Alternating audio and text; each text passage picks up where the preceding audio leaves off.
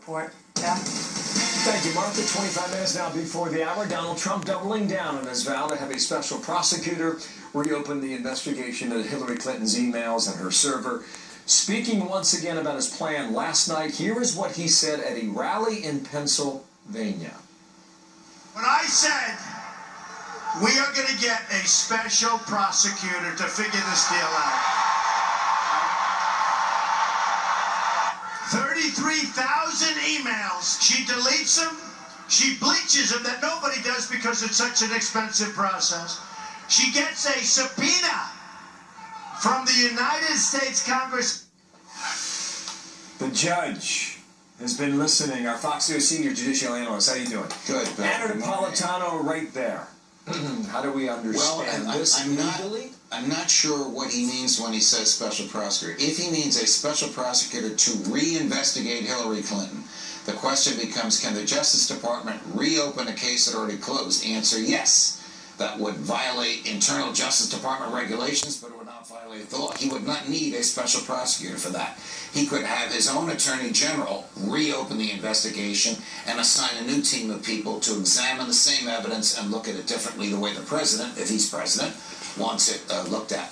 On the other hand, if he's talking about a special prosecutor to investigate the investigation, that is a very serious and substantive suggestion, because the investigation was so flawed, it failed to utilize so many tools that are available to the FBI, and it ignored a mountain of evidence of Mrs. Clinton's guilt that everyone, even Democrats, want to know why. And you've been a big critic of that. Yes, I have. And have not backed down. Your opinion clearly has not changed. Not at all. The evidence of her guilt is overwhelming. It was obviously a policy decision made by the White House not to prosecute her. President Obama apparently said something like this in a similar fashion as a senator.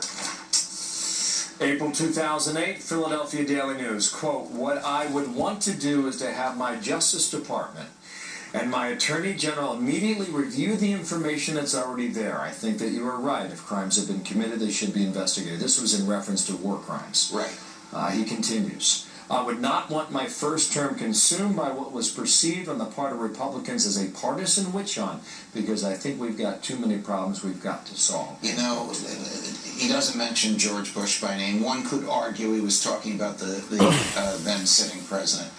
But presidents rarely investigate their adversaries, and they rarely investigate their predecessors because they don't want to be investigated by their successors. It's a pretty basic rule of thumb. Do you think this is just talk then? I think that the use of the phrase special prosecutor gins up Donald Trump's base, and he may have used it for that reason. As I indicated to you, it's not necessary. I don't know whether or not he knows that. I also know that there's a great many people who feel the way I do, that she got off because her last name is Clinton, and something is wrong with the rule of law when that can happen. Different question now. If President Trump wins in 28 days, what happens with Hillary Clinton and President Obama in that period between Election Day and inauguration? I expect that President Obama would pardon her.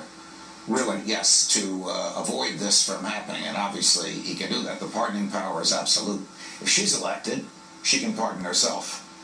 That's how absolute the pardoning power is. So you expect President Obama to pardon Hillary Clinton if she loses on November 8th? After the statements made by Donald Trump over the weekend, I absolutely do. Wow. Judge, thank you. You're welcome, Bill. With us in studio. I know. This is a story that keeps on giving. It does. Thank you. Sure. Back to Martha.